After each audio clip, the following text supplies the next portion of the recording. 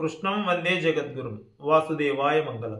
శ్రీరామ పురుషోత్తమ నరహరి నారాయణ గోవింద గరుడధ్వజ గుణానిధే మాధవ శ్రీకృష్ణ కమలాపతే చరాచర లక్ష్మీపతే యదుపతే పాహిమాం సద్బ్రాహ్మణే కుర్యత్ సదా మంగళం.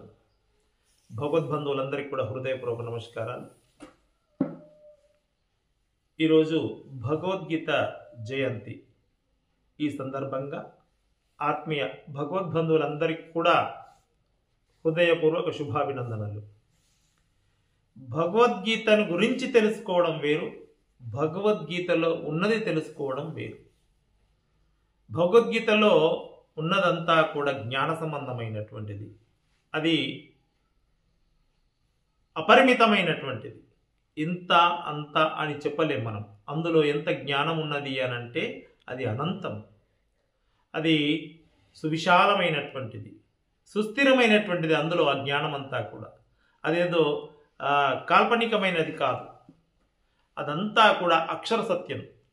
అది మానవ జీవితాన్ని సంస్కరించుకోవడానికి, మానవుడు తన జీవన గమనంలో అనుసరించదగినటువంటి అద్భుతమైనటువంటి విషయాలను గురించి తెలియజేసేటువంటి జ్ఞాన సంపద. మరి భగవద్గీత అనేటువంటిది కేవలం భక్తిని గురించి ప్రబోధించేదే కాకుండా అందులో విశేషమైనటువంటి ఎంతో గొప్పనైనటువంటి మనము గణించడానికి సఖ్యం కానటువంటి ఎంతో జ్ఞానం ఉన్నది కనుక అది అందరము చదివి తీరవలసినటువంటి ఓ అద్భుతమైనటువంటి జ్ఞాన సంబంధమైనటువంటి గ్రంథం.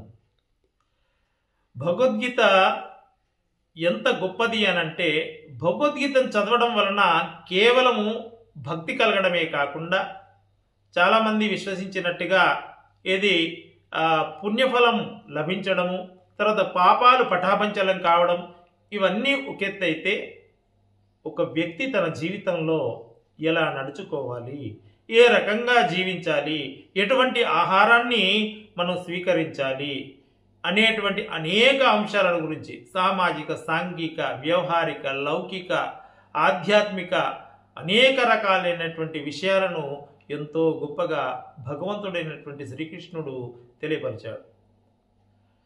భగవద్గీత యొక్క పూర్తి అర్థము మనిషి తనను తాను సంస్కరించుకోవడమే.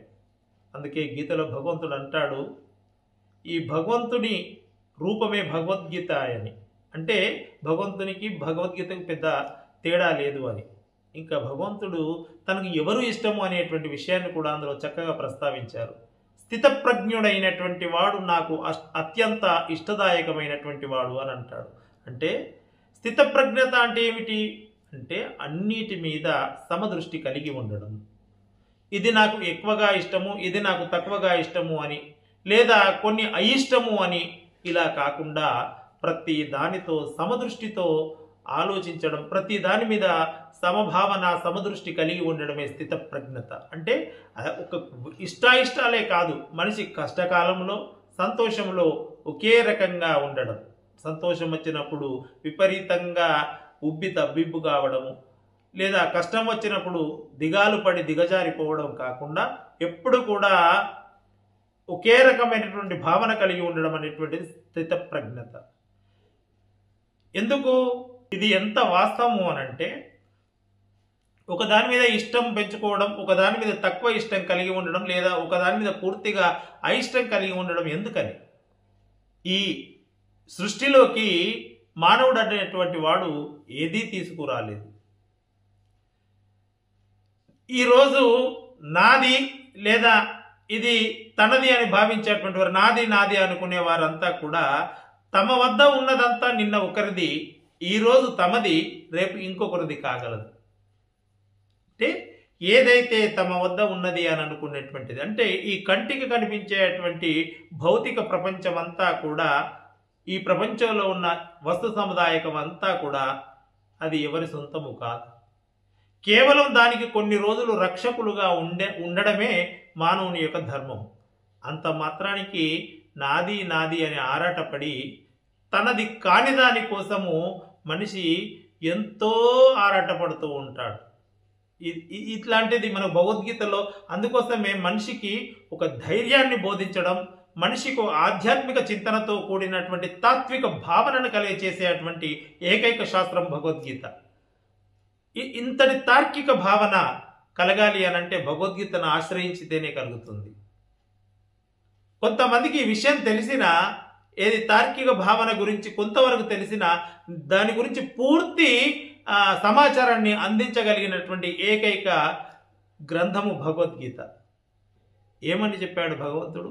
కేవలం నన్నే కాదు, రాయి, రప్ప, జీవ నిర్జీవమైనటువంటిది పిపిలిపరాది బ్రహ్మయంత్రం వరకు ప్రతి దానిలో నేనే నిండి ఉన్నాను, మీరు దేనిని మొక్కినా అది నాకే చెందుతుంది అని ఎంతో గొప్పగా తెలియజేశాడు భగవంతుడు అయినటువంటి ఆ శ్రీకృష్ణుడు.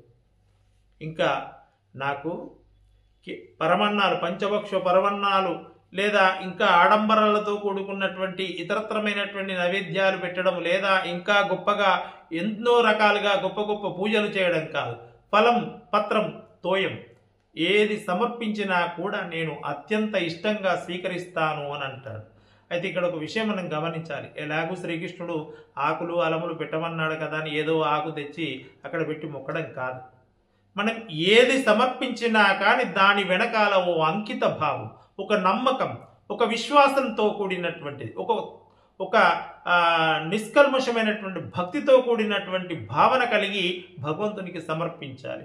ఆ భగవంతుని మీద నమ్మకంతో పాటు మనము అత్యంత విశ్వాసం కలిగి ఉండాలి భగవంతుని పట్ల. ఆ రకంగా భగవంతునికి మనం సమర్పించినది మాత్రమే తాను స్వీకరించగలడు. మోసాలు చేసి, దగా చేసి, ఇతరులను ఇబ్బంది పెట్టి, హింసించి సంపాదించినటువంటి ఏ రకమైనటువంటి డబ్బైనా, ఏ రకమైనటువంటి యొక్క నైవేద్యమైనా అది భగవంతునికి సమర్పిస్తే భగవంతుడు స్వీకరించడు. కేవలం నాది అనుకునేటువంటిది, అది పూర్తిగా తమదై ఉన్నటువంటిది, అది ధర్మబద్ధంగా సంపాదించినదై ఉండాలి, అది నీతి నిజాయితీతో కూడుకున్నటువంటిదై ఉండాలి. అటువంటి దానిని ఫలమో, పత్రమో, తోయమో అని అన్నాడు భగవంతుడు. అంటే అది ఖరీదైనది కాకపోయినా నీది అనుకునేటువంటిది అత్యంత ఇష్టంగా, ప్రేమగా, భక్తితో, భగవంతుని మీద విశ్వాసముతో, అంకిత భావంతో, భక్తి భావంతో సమర్పించినది మాత్రమే ఆ భగవంతుడు స్వీకరించగలడు అనేటువంటిది దీని యొక్క పూర్తి అర్థం. ఈ రకంగా భగవద్గీతలో భగవద్మార్గము అంటే దైవ చింతనతో పాటు జ్ఞానము చాలా ముఖ్యమైనటువంటిది. మనిషి తనను తాను సంస్కరించుకోవడానికి, జీవితంలో తాను ఎదగడానికి జ్ఞానమే ప్రధాన అంశం. అటువంటి జ్ఞానాన్ని అందించేటువంటి ఏకైక శాస్త్రం భగవద్గీత. మనిషి నడవడిక, ధార్మికత, తర్వాత మనిషి ప్రవర్తించవలసినటువంటి విధి విధానాల గురించి, ఆచరించవలసినటువంటి కర్మను గురించి చక్కగా యోగశాస్త్రము, తర్వాత భగవంతుని ఎలా ధ్యానించాలి, ఏ రకంగా భగవంతునికి చేరువ కాగలము, ఏ మార్గాన్ని మనము గనక అనుసరిస్తే భగవంతునికి మనం దగ్గర అవుతాము, తర్వాత ఆహారం ఎలాంటిది తీసుకోవాలి, ఆహారము శరీరం మీద ఎలా పనిచేస్తుంది, ఇలా అనేక అంశాలను గురించి అందులో భగవద్గీతలో మనకు భగవంతుడు చెప్పారు. శ్రీకృష్ణ భగవంతుడు ఆ యొక్క భగవద్గీత లో ఈ యొక్క గొప్పనైనటువంటి జ్ఞానాన్ని మనకు భగవద్గీత ద్వారా ప్రసాదించారు. కాబట్టి భగవద్గీత అందరూ చదవదగినటువంటిది, భగవద్గీతలో ఉన్నటువంటిది ఆచరించదగినటువంటిది. కేవలం చదవడం చేత పుణ్యం వస్తుందనో, భగవద్గీతను స్పృశిస్తే పుణ్యం వస్తుందో, ఇంట్లో పెట్టుకుంటే పుణ్యం వస్తుందో కాదు. భగవద్గీతను ఖచ్చితంగా చదివి దాన్ని అనుసరించాలి, దాన్ని ఆచరణలో పెట్టాలి. ఆ రకంగా చేసినప్పుడే మానవుడు భగవంతునికి చేరువ కాగలడు. నిజంగా భగవంతునికి నాది అనుకునేది ఏదైనా సమర్పించగలిగేది ప్రతి మానవుని దగ్గర ఉందా, ఏమిటి అది అని అనుకుంటే అది కేవలం మనస్సు మాత్రమే. ఈ యొక్క హృదయ కుసుమాన్ని ఆ భగవంతునికి సమర్పించడం కన్నా, ఇంతకన్నా గొప్పనైనటువంటిది ఇక భగవంతునికి సమర్పించేది ఏముంటుంది. అందుకోసమే అందరి హృదయాలలో ఆ యోగీశ్వరుడైనటువంటి కృష్ణుడు ఉండాలి. ఎవరి హృదయంలోనైతే యోగీశ్వరుడైనటువంటి ఆ యొక్క కృష్ణుడు, ఆ జగద్గురు, ఆ గీతాచార్యుడు ఉంటాడో వారికి అన్నింటా విజయం చేకూరుతుంది. వారికి కష్టాలు రావు, కష్టాలు దరిచేరవు, ఎటువంటి ఇబ్బందులు కలగవు, మనోధైర్యము, మానసిక చైతన్యము ఇవన్నీ కూడా కలుగుతాయి. జ్ఞానం కూడా అపరిమితమైనటువంటి జ్ఞానం కూడా లభిస్తుంది గీతను ఆశ్రయించినటువంటి వారికి. అందుకోసమే కృష్ణం వందే జగద్గురుం ఏకం శాస్త్రం దేవకీ పుత్రగీతం సర్వశాస్త్రమయ్యి గీత అని అన్నారు. గీతను ఆశ్రయించడం అనేటువంటిది సర్వ మానవాళికి ఎంతో శ్రేయోదాయకమైనటువంటి విషయం. అందరూ కూడా భగవద్గీతను మరి చక్కగా చదివి అందులోని అర్థాన్ని జీర్ణించుకొని ఆ భగవద్గీత సూచించినటువంటి మార్గంలో నడిస్తే ప్రపంచమంతా సుభిక్షంగా ఉంటుంది. ఎటువంటి ఇబ్బందులు కలగకుండా చక్కని వాతావరణం నెలకొంటుంది. అద్భుతమైనటువంటి వాతావరణం నెలకొంటుంది.